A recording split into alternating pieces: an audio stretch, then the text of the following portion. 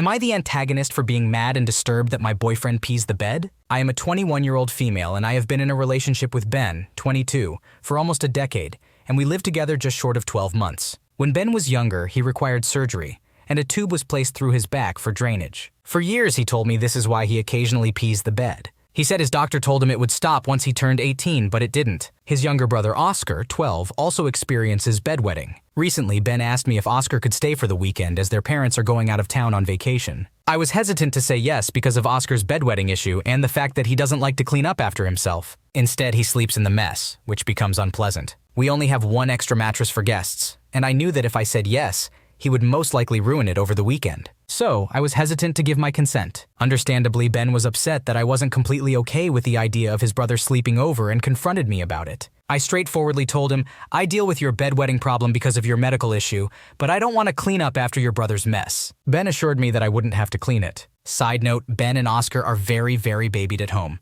Because of this, Ben lacks good cleaning skills, and his idea of cleaning a mattress is spraying bathroom cleaner on the pee, scrubbing it with a washcloth, and throwing a towel over it until it dries. I got upset because I knew I would end up having to properly clean it. We ended up arguing, and it escalated a bit when he asked why I could deal with Ben's bedwetting problem, but not his brother's. I was trying to explain that his bedwetting was due to a medical condition, whereas his brother's was simply because he wet the bed. Eventually, Ben admitted, I don't know if I have a bedwetting problem because of a medical condition or if it's just a family thing. He essentially explained that he wasn't sure why he wets the bed, but it runs in the family, and everyone has dealt with it throughout their lives. His doctors have suggested that it might be why Ben wets the bed, but they aren't certain. However, this doesn't explain why his brother also experiences bedwetting. His mom is also upset with me for being hesitant just because he wets the bed. My perspective is that I never wet the bed after the age of 6.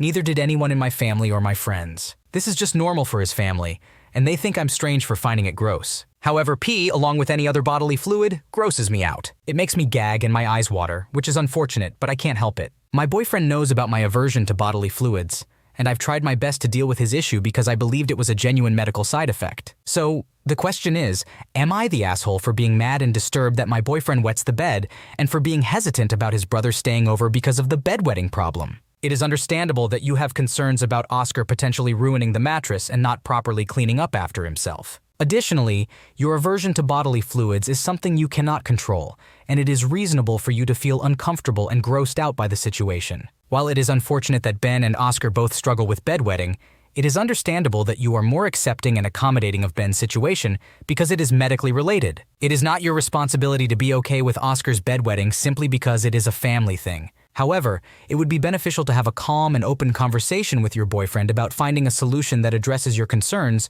without making Oscar feel unwelcome or embarrassed. It is important to be understanding and supportive while also ensuring your own boundaries and comfort are respected. Am I the antagonist for being mean to my little cousin by telling her that she is a terrible pet owner? I am a 17-year-old female, 17 female here. My friend, who is a 16-year-old female, 16 female, named Lily, bought a hamster that turned out to be pregnant. The baby hamsters will be old enough to leave their mother in a week, so I have been helping to spread the word to ensure that the babies find adoptive homes. My 14-year-old female cousin, 14 female, named Chloe found out, and has been begging me to give her one of the baby hamsters because she really wants one and promises to take care of it. However, Chloe is a terrible pet owner. She was the one who begged my Aunt Kimberly for the pets they currently have, a cat, a betta fish, and a goldfish, but never takes care of them. Both of the fish were won at a carnival. Aunt Kimberly initially wanted to give the fish away, but Chloe begged her to keep them and promised to take care of them. Initially, Chloe did take care of them, but after a few months, she lost interest, and now Aunt Kimberly does most of the work. Before that, Chloe begged for a cat. Aunt Kimberly has to remind Chloe twice a day to feed the cat and refill its water bowl.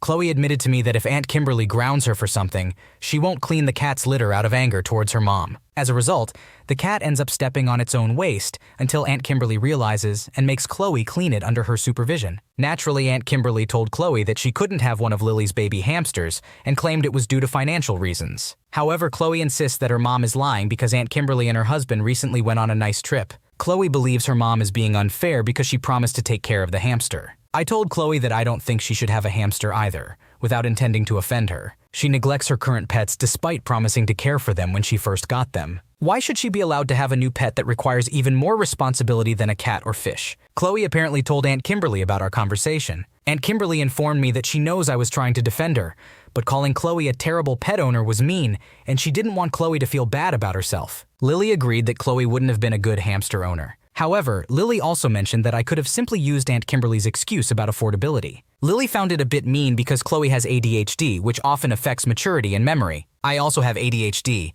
but I still manage to take care of my pets. Clearly, not everyone with ADHD is the same. However, if Chloe cannot handle her ADHD well enough to take care of a pet, then she should not have one. Besides, Chloe is 14 years old, not 5. She is old enough to understand that she cannot have a new pet when she cannot properly care for the ones she already has. Am I the asshole? You are not in the wrong for expressing your concerns about Chloe's ability to take care of a pet, especially considering her track record with the pets she currently has. It is important to prioritize the well-being and welfare of animals, and if Chloe has not demonstrated responsibility and commitment towards her current pets, it is understandable for you to question her ability to care for a hamster.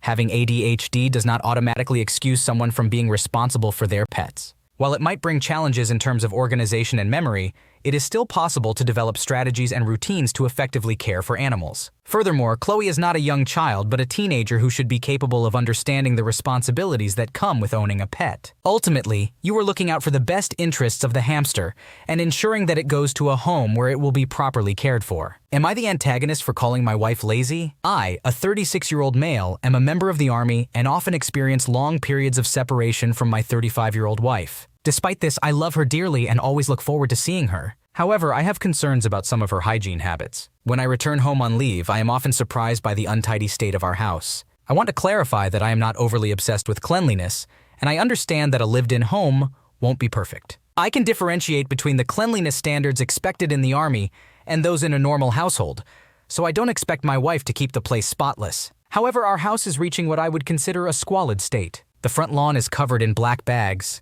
There are plates of old food on random shelves and cabinets, and our wall next to the rubbish bin is stained brown from tea bags being thrown from a distance. The overall smell of the place is never pleasant. In the past, I have asked my wife to tidy up these areas, not only because it bothers me, but also because living in such unclean surroundings can negatively impact our mental well-being and potentially harm her health. However, every time I bring it up, she reacts with annoyance, as if I were her father asking her to clean her room. She promises to do it later but then fails to follow through. So, during my leave, I end up spending most of my time sorting things out, only to return to the same mess on my next visit. I have wondered if her mental health might be a factor in her negligence, but she doesn't seem receptive when I try to discuss it with her. Seeking answers, I spoke to her parents, who acknowledged that she has always been untidy and has even incurred damages to previous rental properties. Although she has displayed this behavior throughout our relationship, it seems to be more intense when I'm away. While the absence of children in our lives alleviates some concerns, it still creates an unpleasant environment for anyone. The last straw for me was during my recent leave when I discovered used sanitary products on the bathroom floor instead of in the bin.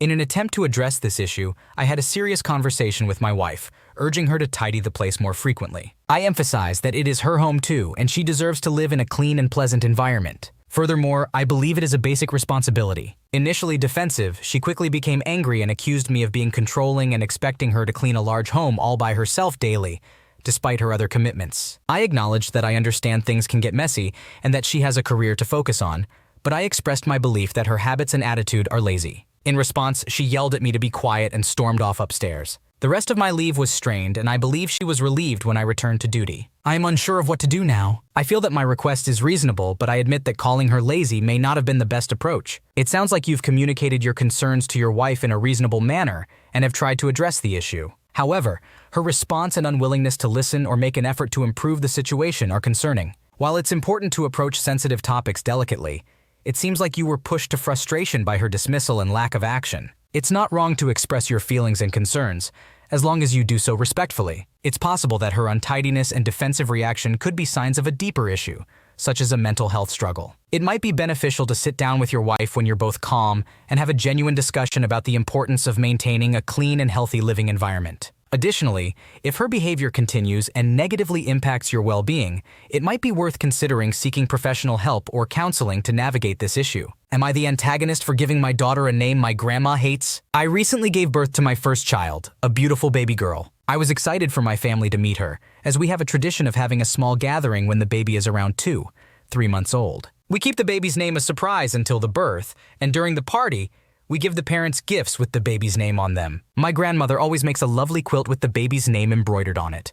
a tradition she has done for all my sisters and cousins. The problem arose with the name my husband and I chose for our daughter. To provide some context, my grandma has an interesting history with her own name. She was born as Lucille, but when she was 8 years old, she started telling everyone she met that her name was Barbara. She did this for many years and eventually had her name legally changed. When I was a child, I asked her why she changed her name, and she simply said she liked Barbara better. It became a family joke, and she always laughed along with us. On the other hand, my husband's grandmother, who raised him until she passed away when he was 19, loved the actress Lucille Ball. They used to watch I Love Lucy together, and he wanted to honor his grandmother in some way. We decided to give our daughter the name Lucy as a way to pay tribute to both his grandmother and make mine chuckle a bit. When we announced our daughter's name over a FaceTime call with my entire family, everyone seemed happy except for my grandma. She was silent, and when I asked her what was wrong, she demanded to know why we chose Lucy. I was shocked and tried to explain, but she abruptly hung up. This turned the mood sour, and my grandma ignored all my subsequent calls. I found out from my oldest sister that my grandma was offended and believed we were mocking her. She said my grandma wouldn't attend the upcoming party to meet my daughter in person and wouldn't give us the quilt unless we apologized and changed our daughter's name. I am at a loss as to why this has escalated so much. My grandma has always been kind, and I don't understand what triggered this fight. It has been incredibly stressful to deal with this situation while also taking care of my newborn. Some of my relatives are even avoiding taking sides, which makes me feel ignored. My family is also puzzled about what's going on, but most of them feel I should have at least asked my grandma about the name before making a decision. You were trying to honor your husband's late grandmother and make your own grandmother chuckle with the connection to her name change. However, it seems like your grandmother has taken offense to the name Lucy, possibly because of her own history with her name. It's understandable that she might be sensitive about it, even if it was a family joke. While it's unfortunate that the situation has escalated and dampened the mood surrounding your daughter's birth, it's important to remember that you cannot control how others feel or react. It might be helpful to have a calm and honest conversation with your grandmother, expressing your intentions and explaining that you did not mean to mock her. In terms of the party and the baby quilt, it's ultimately up to your grandmother whether she attends or gives the quilt. It might be worth reaching out to her again to try and make amends, but ultimately you can't force her to change her mind. It's understandable that you're feeling stressed and confused, especially with a newborn, but try to focus on enjoying this precious time with your daughter and seeking a resolution with your grandmother when the time is right. Am I the antagonist for not forgiving my mother-in-law for ruining our wedding? My partner and I got married last Saturday, and his mother ended up making him cry on his wedding day because of her sulking, not speaking to us, and general demeanor throughout the day. He was visibly upset throughout the day, and it ruined our wedding. Firstly, his family was late on Friday. They said they would be there at 1 p.m. but arrived at 5 p.m. They also forgot the steamer, which was the one thing I specifically asked them not to forget. On the morning of the wedding, my mother-in-law informs the groom, my partner, that the Polaroid camera we were planning to use is out of battery. An hour later, she informs him that she is setting off to drop it off 10 minutes down the road. At this point, he is going to be late for the first look pictures. After she suggests he buys a new camera in town, he snaps at her to leave it and to communicate better and sooner next time. I also have an encounter with my mother-in-law in the morning when she stops by to pick up flowers. She doesn't comment on how I'm feeling or say anything about my makeup. She simply asks me to change the seating plan so that his uncle can be on a different table. I inform her that I can't deal with that right now as it's the wedding day and tell her to speak to her son. I may have been a bit abrupt. We arrive at our wedding feeling super happy, but as we sit up to sign the papers during the ceremony, I notice that she looks miserable and isn't making any eye contact. As a witness, she comes up, scribbles her signature, says congratulations, and sits down again in a huff. My mom is standing there shocked while she signs the other signature. There were no photos taken of this moment because she was so quick to get it done. After the ceremony, she sulks in the garden. My partner is visibly upset and doesn't know why she's upset. He asks her if she's okay and she says she's fine. The meal was the most uncomfortable thing. She walks around the room until she has to sit down at the top table with us at the last minute. She makes a comment about the food, saying, "Oh, I guess I'll be vegetarian since it won't be halal," despite us making sure all the food was halal and informing her in advance. She also asks why she is seated next to the groom instead of his dad. She doesn't speak to my parents and doesn't smile in any photos. She leaves around 10 p.m. without dancing and barely talking to guests. The next day, when we ask what on earth happened and why she made her son cry on his wedding day, he went off to the bathroom during the meal to cry because he felt so sad. She claims that we both shouted at her in the morning and ruined her day. There's a lot of arguing and screaming back and forth from her part. She doesn't understand what she did wrong, denies sulking and being rude. I tell her that her behavior was embarrassing. Eventually, a couple of hours later, she briefly and finally apologizes for upsetting us. Am I the asshole for still not wanting to speak or see her again? I just can't forgive how she made both of us feel. The fact that all my friends noticed it and my family felt bad, thinking they did something wrong. I just don't want to make it uncomfortable for my other half who has forgiven her. It is completely understandable that you don't want to speak or see your mother-in-law again after the way she behaved on your wedding day. She clearly made a deliberate effort to sulk, be rude, and ruin the atmosphere. Her actions not only affected you and your partner, but also your family and friends who were present. It is important to prioritize your own emotional well-being, and if interacting with her would only bring negativity and discomfort, then it is reasonable to distance yourself from her. Your partner may have forgiven her, but that does not mean you have to as well. Communication with your partner about your feelings is essential in this situation to ensure that you both understand each other's perspectives and find a way to support one another. Am I the antagonist for removing my friend from my wedding party after he demanded I start calling him a groomsman instead of a bridesmaid? So I'm getting married in 8 months. I am excited to have all of my close friends and family there on my special day. But recently something happened that has split me and a few of my friends. I have recently removed one of my bridal party members, and now I am wondering if I did the right thing. I never cared whether my bridal party wore dresses or suits, and told each one as such, seeing as 3 of the 5 people I asked were guys.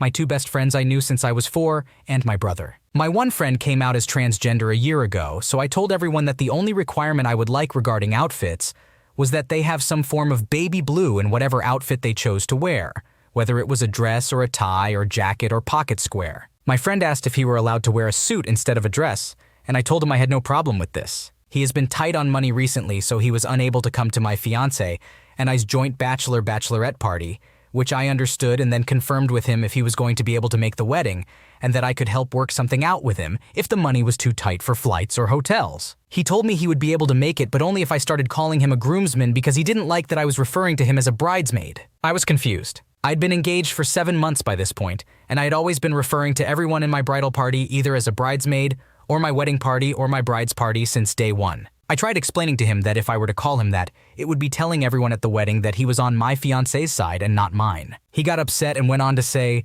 I was being transphobic and discriminatory because I refused to change his title. I told him that I could refer to everyone as my wedding party from now on if that made him feel more comfortable, but he refused to agree, saying that because he was a guy, he needed to be referred to as a groomsman. He then got more mad, claiming that I was a bitch because I had asked him to wear a dress in one of my group messages, asking everyone when they went dress shopping to include the baby blue in whatever outfit they chose to buy.